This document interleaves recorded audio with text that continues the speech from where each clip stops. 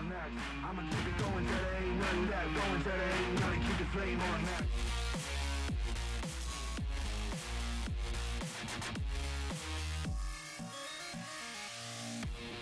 Welcome to Critical Damage, Emerson Channel's premier esports talk show. I'm Will Snyder, and I'm joined here with Leo DePaulis and Ian Copeland. We've got a lot of great topics to discuss today, so let's get started. Our very own Overwatch A-Team Echo has recently employed a new strategy for using in tournament play. It's a crazy one. Let's take a closer look. Now, on the map Eichenwald, they have decided to bypass the checkpoint and just go over the top of the main building right onto point and just take over. I'm not quite sure how they did this, but it is sure impressive. Leo, how'd they pull this one off? Yeah, so right out the gate, they just started with, they all group up, they put the May wall on top of the building, and then on top of the May wall, they put the Symmetra teleporter, and then they all just go through, Lucio speed boost, and they're straight onto point. Wow, that sure was a lot of words there. Ian, how did this one become so effective? Well, I mean, we talked about this last week. It's all about coordination, and that is what Echo seems to always excel at. And because they used this strat, they were actually able to get a 98% completion on that point. That is almost the first point in the match taken immediately. Mm-hmm. And like I said, they bypassed the first choke point. If you know, Eichenwald, under the bridge is like where the main fight happens at the beginning of the game. It's very difficult to get through. There's only one alternate path you can take that can also be held pretty easily by just one or two heroes. And going on what you said about coordination, they had never used this before in the game, nor had they practiced it. They had, I'm sure, just brought it up before the game, like, hey, we could try this. They went for it, and they executed it to perfection. And it's so much easier to defend here. It's so much easier than to defend than go on the offense, and that's why the strat is important, because it allows them to immediately contest. Normally, defense would probably get there faster, but because of the Lucio, because of the Mei, and because of the Symmetra, and most importantly, because of the communication and coordination that you have there, that is how they were able to take that point and honestly take the map eventually. Well, like the best part of it is just like the surprise factor. Yes. Like the other team has no idea. They just probably are looking through the regular chokehold, checkpoint. right through the chokehold, and then they just look to the right. Oh, they're going over the buildings and coming straight onto point. Because in this map, you don't defend the point itself. You defend that The choke point. So it's not even like you skip over a step of the defense. You're skipping the entire defense, and they're just not ready for it. And they take the map, they take the match, and they're 4-2. They are playing some great Overwatch right now, and it's great to see the local Emerson teams doing well. Ian, what else is going on in local Emerson Esports? Well, I actually had the opportunity to get an interview with the president of Emerson's Esports organization, who is also one of the most prolific members of Emerson's fighting game organization, Fight Club. Let's take a look. So, Fight Club as a weekly series is all but dead right now. Due to the pandemic, we obviously can't meet in person, and not many people had the motivation or drive to deal with the poor online state of Smash Bros. At the time, there wasn't Slippy for Melee and Online Ultimate. Like, there's already plenty of online events to enter if you want to enter that. So doing so was pretty accessible to just about anyone. But as for the Fight Club leadership and everything goes, like, a lot of people either had a lot on their plate or really, like, we didn't really feel there was a need for it to continue because the heart of Fight Club was the in-person interactivity and the sense of, like, smaller scale community that those events kind of bring to the table. Fight Club as an event series at Emerson goes, it was always seen as this kind of stress-free environment to compete. I usually would describe it as a means of, it's kind of like a middle ground of getting into competitive Smash without actually getting into competitive Smash. None of the events were really counted for regional or state rankings because it wasn't a paid event. But it was more so seen as like a stress-free environment. At the end of the week, the biggest weekly in the entire region, Thursday Night Fight, was the day before it. So there was kind of like a way to de-stress, practice with friends, and then hang out until 11:30. We would close everything down and all go to Maria's to have a nice group dinner together. And it was a really awesome sense of community in that way. And so because we didn't really have the in-person sense of community as a result of the pandemic, we kind of just amicably decided, like, okay, I think Fight Club can't really exist in this online environment. We're going to wait until things start coming back. But as far as the spirit of Fight Club goes, the spirit exists in the friendships within those weekly events. Within the group of people who would always hang out together. If you want to get involved with Fight Club, we have a Discord channel that's open to anyone. You find that most easily from the Emerson Esports Discord. So if you go to the Emerson Esports MConnect page, join the Discord there. There's a separate channel or a separate section of the Discord. One of those channels has a permalink to the Emerson Fight Club Discord. Our thanks to Bobby for taking the time to sit down with us. We're excited to hopefully see the return of Fight Club next year. We're going to go take a quick commercial break, but when we come back, the celebration of women in esports. Don't go anywhere. We'll be right back.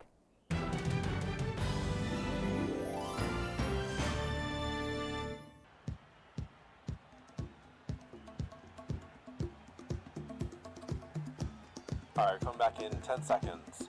Ready, camera one. Camera one, you to wide shot of the entire thing, and in 3, 2, 1, take talent cue. Welcome back to Emerson College. Emerson Camera trails 4, get a shot of the players coming across the court. 10 seconds left. Emerson trails by 1 point. As Camera the 2 team close on the finishes person their shooting. timeout. Thanks, Joe. With 10 seconds left, Emerson is hoping to pull away and score this big Camera 1, get a close and follow them over.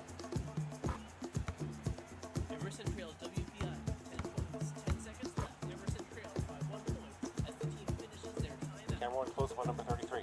Thanks, Joe. With 10 seconds left, Emerson is hoping to pull away. Follow the ball, follow the ball.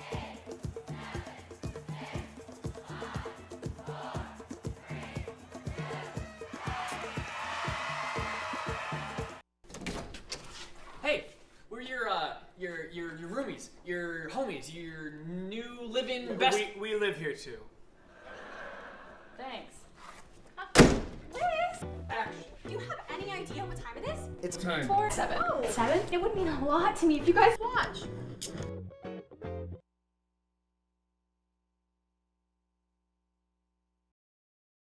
Welcome back to Critical Damage. Remember to follow us on Instagram at Critical Damage EC. As you all may know, March is Women's History Month, and we're going to take some time here to talk about women's history in esports, specifically the stars in the professional world that have made great strides in the global scene. 35% of gamers of popular esports titles are women, and 30% of esports fans are women. Only 5% of actual pros are women, which is definitely something that needs to be corrected going forward. But we're going to take a look at some of the stars of women in esports. Ian, you got one for us? Well, I have a few, but before we continue, I should probably say we are 3 white guys. Very true. We are 3 white men talking about women in esports. This is not our problem, but if we continued without discussing it, that would just be unfair. Very well said. So, the first player we're going to discuss is VK Lion, who actually won the 2019 Hearthstone Grandmaster Tournament, and she is actually the first winner of a BlizzCon tournament.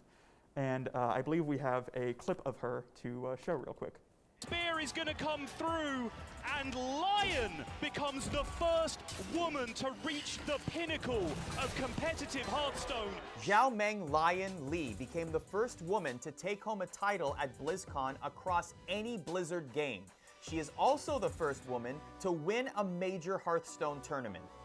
After winning the tournament, on stage, she made a very important statement. I want to say to all the girls out there who have a dream for esports, for competition, for glory, if you want to do it and you believe in yourself, you should just forget your gender and go for it.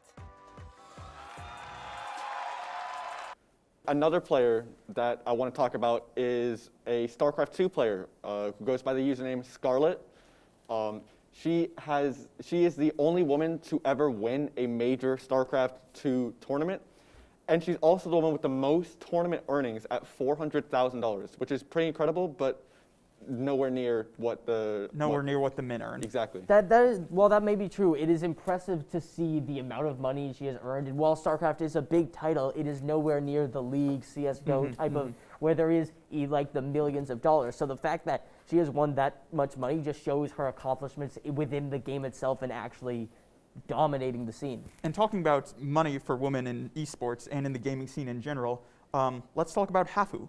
who is a Teamfight Tactics streamer for G2 Esports, and also recently won the PogChamps chess tournament.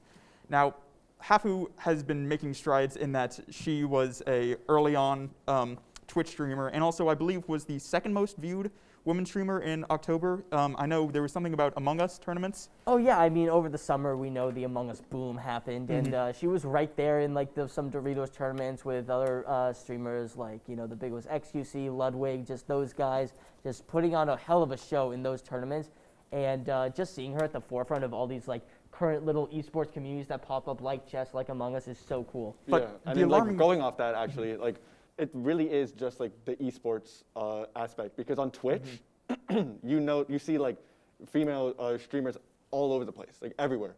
Valkyrie, Pokimane, Hafu, like you were talking about. So Twitch is a different story, where they have their big fan bases and they have like tons of viewers, outdoing many male streamers on the platform. But it's just in that esports world that we really need to just, and that's where I hope for change. Like we were saying. Well, do you think a lot of it has to do with the fact that a lot of these women that are streaming on Twitch are really good at games, but honestly, having a very popular Twitch channel at this point in time is more lucrative than actually going pro in esports, which which is a very competitive scene for anyone, and especially women. Along with Twitch comes like sponsorship and stuff. I remember I was Uber eating a salad from Sweetgreens, and on the app, it literally has Valkyrie as a sponsor. First of all, Valkyrie is YouTube, not Twitch. Get it right, man.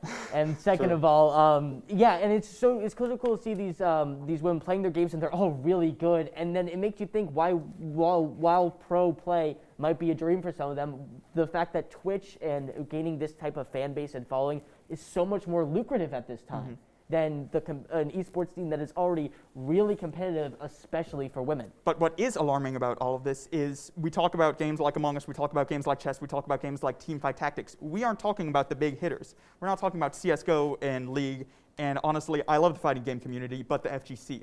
Because being a woman at these events is probably, these are very toxic communities. League is a toxic community. We've all played online on League. CSGO is a toxic community. These are all male-dominated spaces.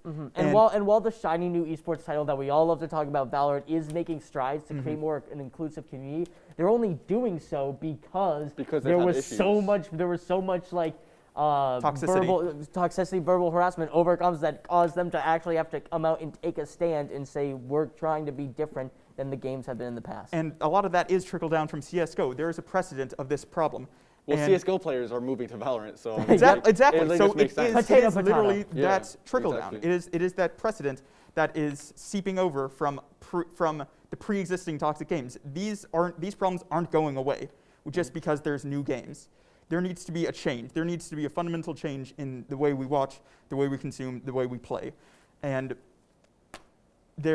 we have to be the ones to do it. Men have to go out of their way to try and understand and be more considerate towards women competitors, women players. And while there is so much left to be done, you can already tell that change has started to come. For example, the stat I gave of 35% of players of major esports titles, whether that's at the casual, the ranked, or the pro scene, all are women, which to think of an industry that has been dominated by males throughout and has a ton of toxic masculinity, it is still amazing to see that that's still a large percentage of these players being women. The challenge is transitioning those into co-ed teams. If they choose to, female leagues or female teams, again, if they choose to. But that is the big hurdle, because once you're on that public stage, that is when things get toxic for people. Yeah, we don't know how the future will look, but we know it should look different. Leo, you got any thoughts on how it will look?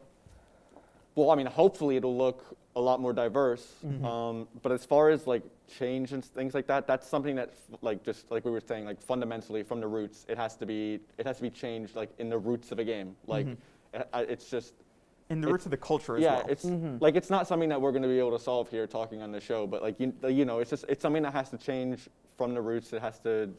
And while it is a problem that envelops all of esports, you have to think that it might end up being fixed on a game-to-game basis, on a community-to-community basis, which is not how it should be. It should be able, the whole esports community should be able to solve this and get things on the right track together, but the community, even amongst all genders, the community is very just a divided thing. Everyone hates each other. You know, like there's a lot of toxicity in the esports community. So which makes me feel that it might have to be on a game by game community basis that change is actually seen. Well, we'll see how this goes. We'll see how it goes. Hopefully, it makes a change. We're going to take one more break, but when we come back, bug exploits. We'll talk about them next on Critical Damage.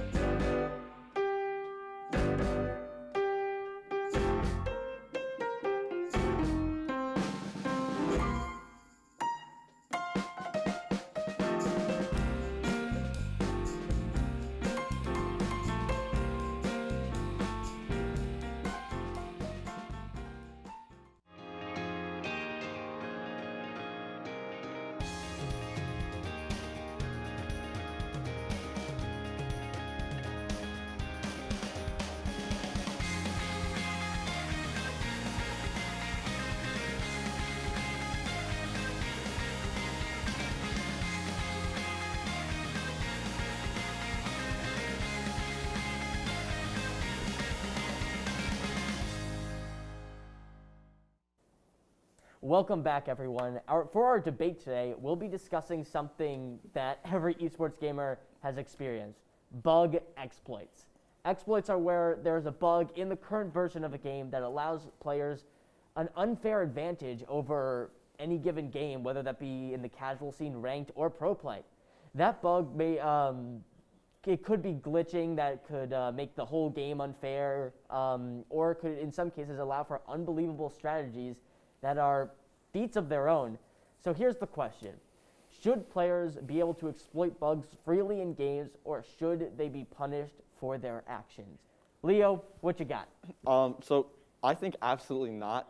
I hate people who exploit bugs because I don't see them coming. I don't look for the bugs, and when they happen to me, I hate it. I hate it so much. I'm so surprised you're saying this because your main game is League. Yes. And right now there is a tidal wave going through down mid lane. You want to talk about that? There was a bug recently in League where Viego would basically get infinite ability power and just completely run it down a lane and end the game. And I actually was in a game where this happened to me, and I lost LP. I lost some of my rank for it. So that's why I'm just absolutely not a fan of it whatsoever. I think that they should be punished, people who exploit it, because they know what they're doing. I found that very annoying, and I would like my LP back, Riot, very much. Riot ain't gonna do that. So I'm more on the side of the devs should make a good game. But wait, how long has this been is it still going on now? No. They disabled you being even. We discussed this last time. They stopped you from being able to even play Viego. Okay, so I feel like that's good on the devs. But it's still they saw a mistake and they fixed it. I don't think that was as big of an issue. Like it happened for what, like a day? I don't know the exact time, but some kind of very short time. Versus like some things are only there for a little bit, then the devs fix it, whereas some things are there for the game's entire lifespan. I cannot even stand for this. I cannot stand for this slander of what you call exploits. I call strategies. You see, let's open with talking about a game based. Its entire scene is based on breaking it. It's called Super Smash Bros. Melee. Let's talk about wave dashing, and I believe we have a clip for that. Now, wave dashing is where you can air dash back onto the ground. This allows you to slide around and do standing attacks, such as smash attacks, while still moving in the same direction. It makes the game better. It makes almost every single game better for it afterwards. So I don't think it's an exploit. I don't think it's a bug that you're exploiting because, like, for example, the games that I'm going to mention, what Leo mentioned with League, those are actively patched games. The games are changed to adhere to broken stuff. Whereas in Melee, well, there might be. I know there's different versions, but like the game came out when? Well, when did the Melee come out? 2001. And let the record show, just because it's not a fixed bug does not mean it's a bug.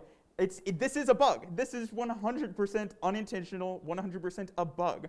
But that doesn't mean that. Of all things you could bring up in Melee, Of all things you could bring up in Melee, I'm surprised you brought up wave dashing, which is just a part of core gameplay. It's part of gameplay at the highest level. It's not some weird strat or something that's just coming on every once in a while. It's part of the game. Yeah. It's core mechanics. Whereas I'm amazed you didn't bring up wobbling. Yeah, so wobbling too. Listen, if you get grabbed by ice climbers, that is the one thing you should be looking out for. Ice climbers is a bad character other than wobbling. You need to be watching out for that. And if you have one thing that you're good at and you watch out for it, then you should be avoiding it. Well, here's the difference. Here's the difference between your situation and Leo's situation is that yours, everyone can do it. Whereas the way League works, only one person can play Viego. Yeah, like when I ran into it at first, like I didn't even know that it was a thing. So you didn't know what was going on? I didn't know. Like most people don't know what's going on. That's why they're just like exploiting a bug and ruining everybody else's gameplay. Their experience. You know what? I think we should talk about Olaf Boost. You want to bring it to the pro? Yeah. So, what we were talking about at the mid-level and casual scenes, there are definitely times where exploits have happened at the pro scene. So we're going to talk about 2014 CS:GO Fnatic, one of the best teams to ever play CS:GO, versus LDLC. As we see, it's a two-player boost that you need a third player to get on top of, and you're able to see on overpass down all the way to B and almost into the enemy spawn. No one knew this could happen, and Fnatic pulled it out. Look, they're down 13-3. They were losing. This is map 3. They were going to lose. They were going to bow out in the quarterfinals. The tournament favorites were going to go out in the quarterfinals, and they pull out this pocket strat that no one knew could happen, and don't lose another round the rest of the game. It's delicious. I cannot express how much I love this, because later in the game you can see the other team was firing back. You can shoot back from that boost location, and that applies to most boosts in CS:GO and in Valorant. You can always fire back. If you know somebody's going to be there, you can counter the exploit. You can counter the strategy. Unfortunately, it was cheating.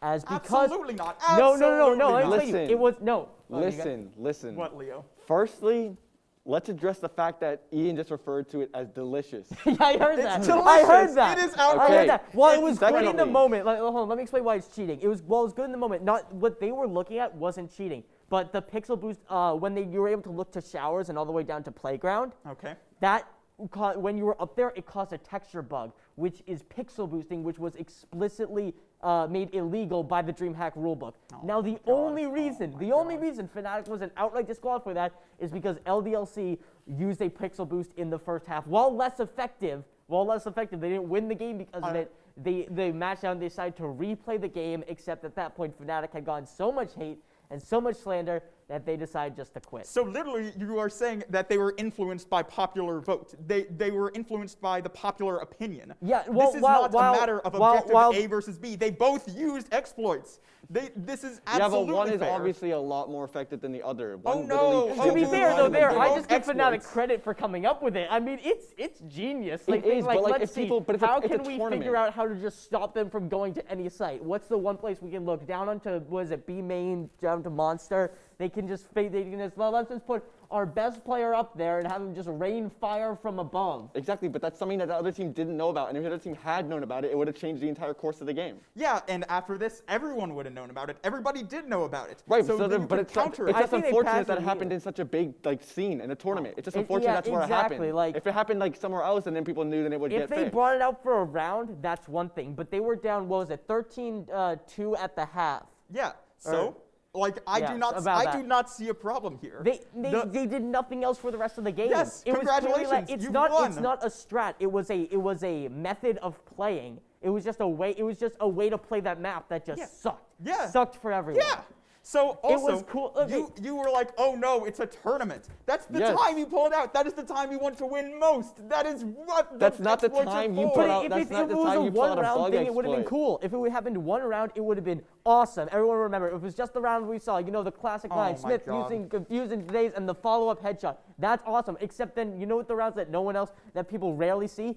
Every single round after that where you just see Olaf up there with the stupid auto sniper. So then you also miss all the other rounds where the other team starts firing back, where they start hitting Olaf, where they actually... It's almost a one-way. It's almost a one-way. They remember they tried boosting to see him. They never actually killed him there. They They figured out where, it took them rounds to figure out where he was, and they couldn't even hit him. Oh no, boo-hoo. Guess what? Counter strats will develop to these exploits. Also, Well, it you doesn't gotta think exist that anymore nobody wants to see because that. Counter-Strike deemed it as Nobody- too much, too Nobody far. watching the tournament wants to see that. They just want to see their favorite teams like play normal CS:GO, get some cool headshots, get like an ace. Like nobody your wants to main see said the that. story. How about the Is fact that normal CS:GO not LDLC outed boosting? Fnatic in the first round? Is normal CSGO not boosting and bunny hopping? Is that not what traditional CSGO is? Let's talk about Counter-Strike Source. Bunny hopping all the way across We're the not map. talking about Source, we're talking about Go. B-hopping is not like an exploit.